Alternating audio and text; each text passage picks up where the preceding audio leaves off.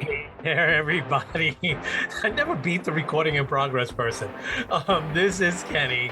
This is another edition of the Yak with Mac. Welcome, welcome, welcome.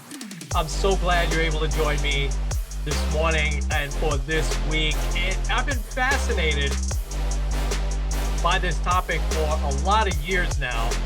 And I want to talk about it a little bit differently. So if you followed me with the Yak with Mac with Sprint and then with T-Mobile, you've heard me talk about MTV before. And so I'm gonna take you back a little bit because my man, times have changed, right?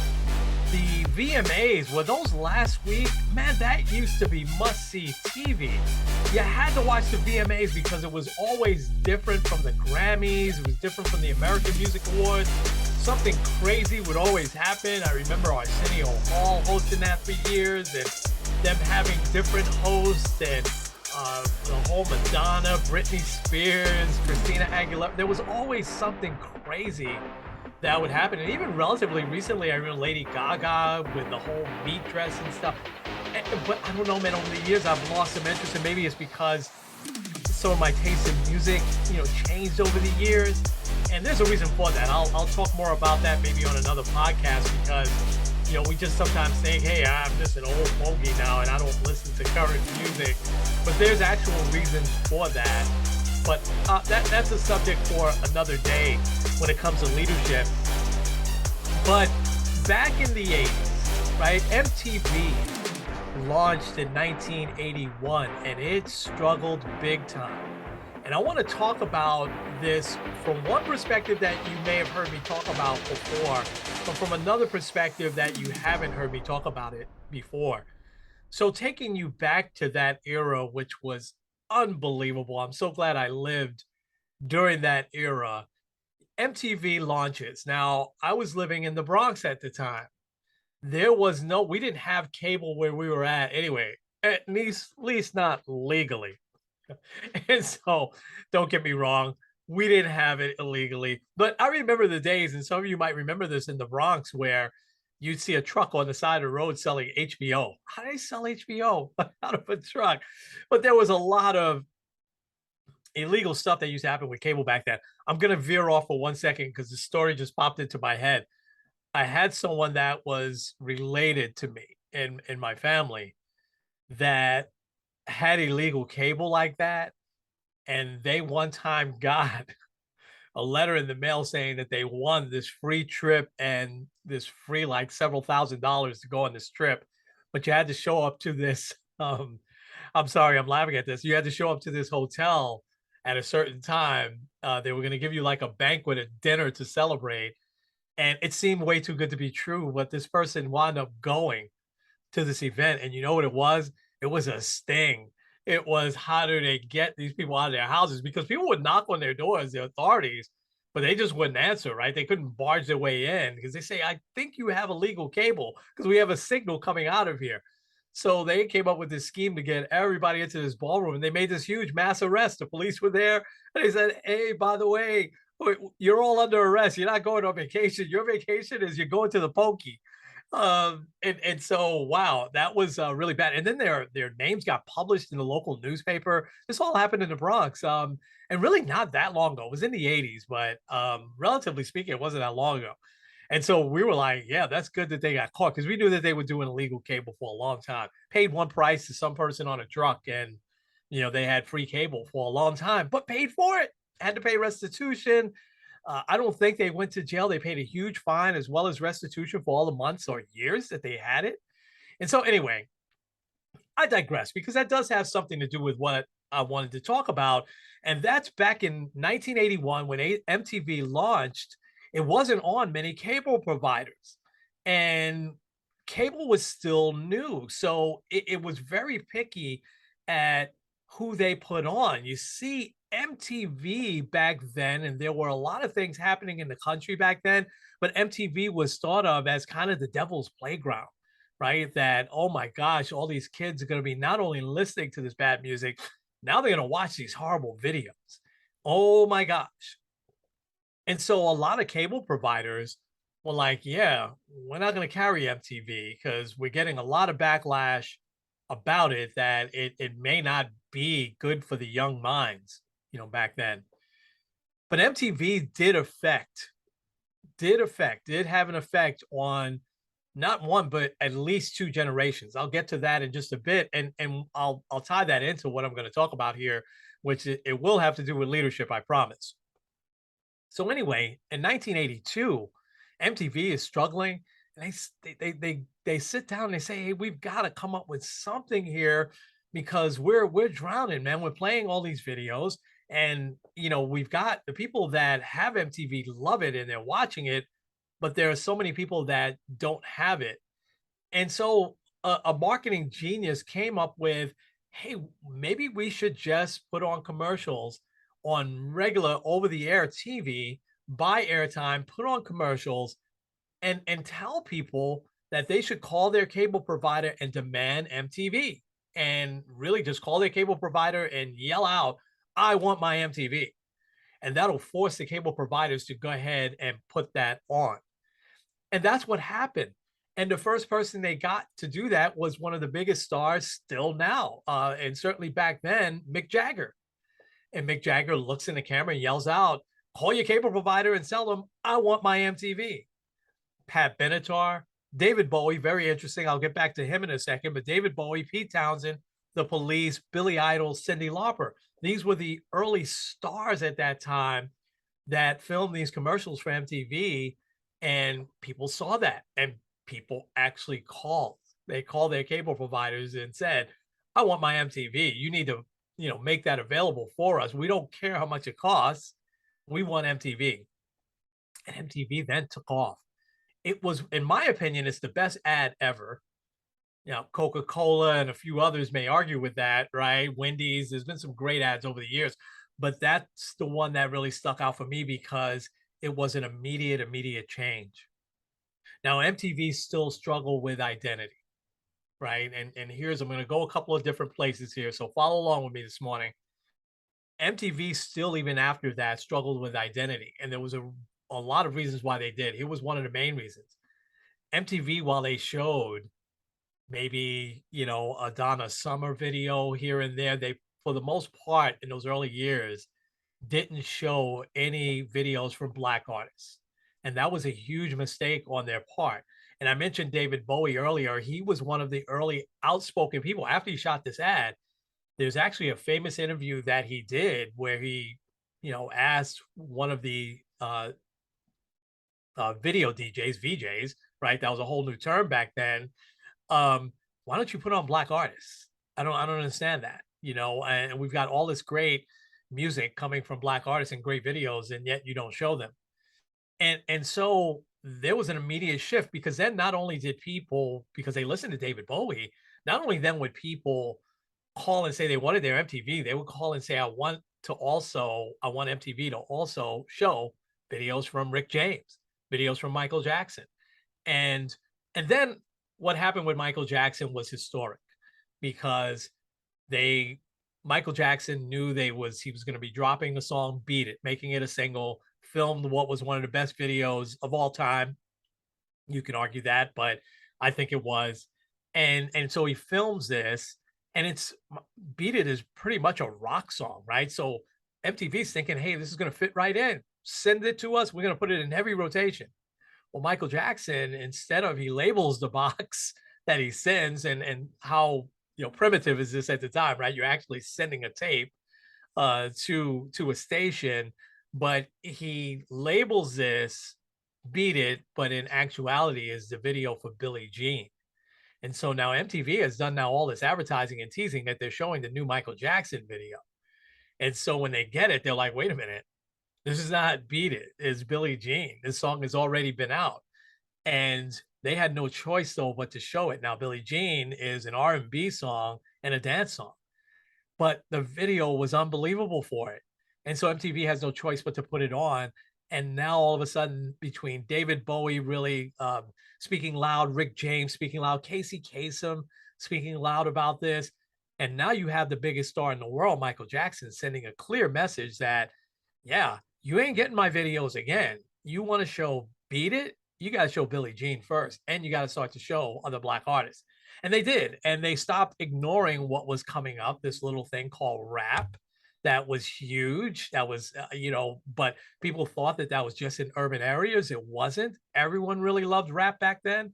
And so, thus was the show Yo MTV Raps, which became one of their most popular shows. So they struggled with identity those first 2, 3, 4, 5 years. And then they got into such a niche by the time 1985 came along and they've had the first MTV Awards. What a great niche they got into for years.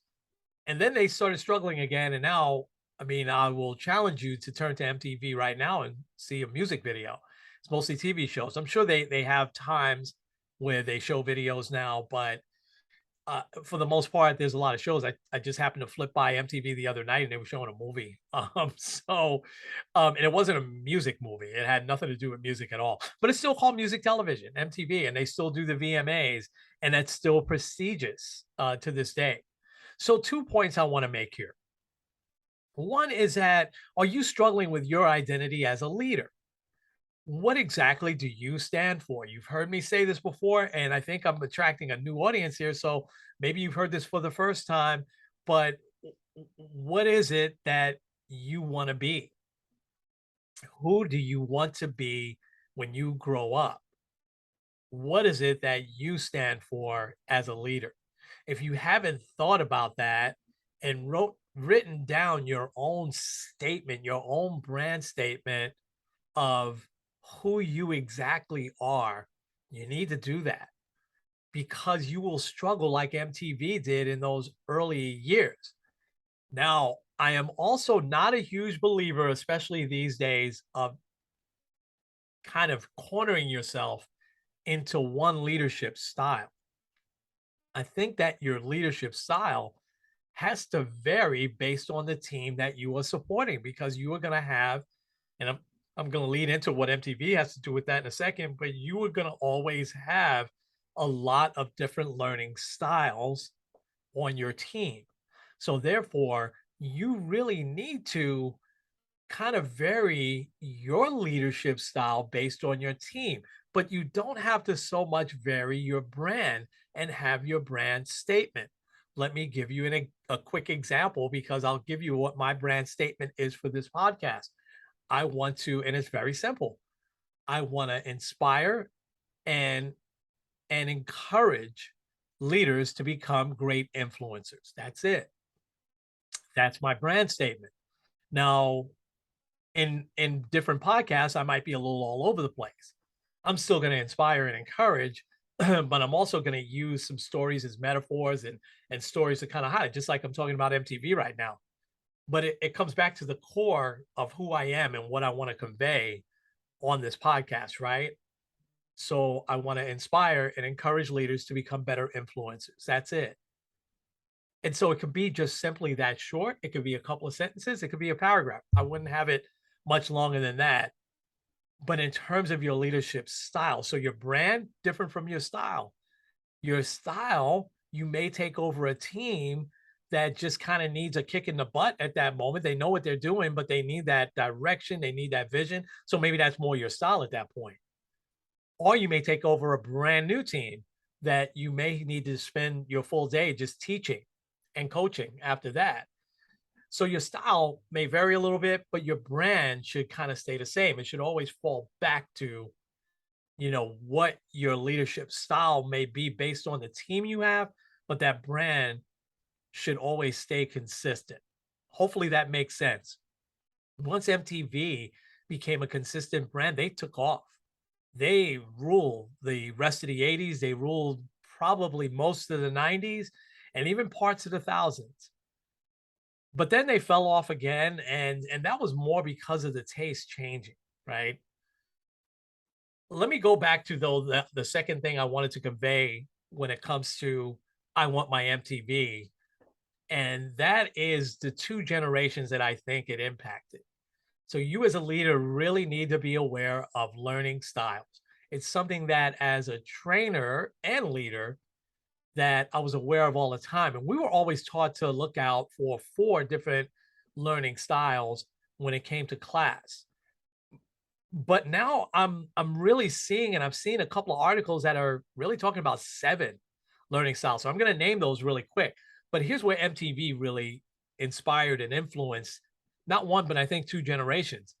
Visual learners. I mean, it wasn't good enough that you had a great song that was played on the radio. And by the way, one of my favorite songs of all time is Queen's song Radio Gaga, because a lot of people, when MTV started to take off, thought that that was the end of radio. It wasn't. There's still going to be a generation that loves listening to the radio. I'm raising my hand there. But it wasn't so much that you had to make a great song, you had to also make a great video to go along with that, because people like that visuality of seeing their favorite artist actually singing and actually performing and having a video that sometimes had nothing to do with the song, but we watched it and we watched it and we watched it over and over and over again, just like we played our favorite song over and over and over again. Thus, people that may not have been like myself, grown up to be visual learners, they became visual learners because of the MTV generation.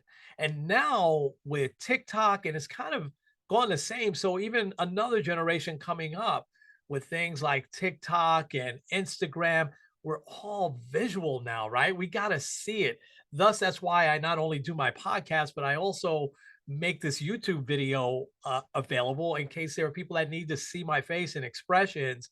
No one wants to really see my face, but to kind of see my expressions as I'm talking about this. So it is so important for you as a leader. You recognize that, because what does that mean if if someone is a visual learner? You got to show them, you got to put something out in front of them. Maybe you actually film yourself in a video, or you film training videos to show them.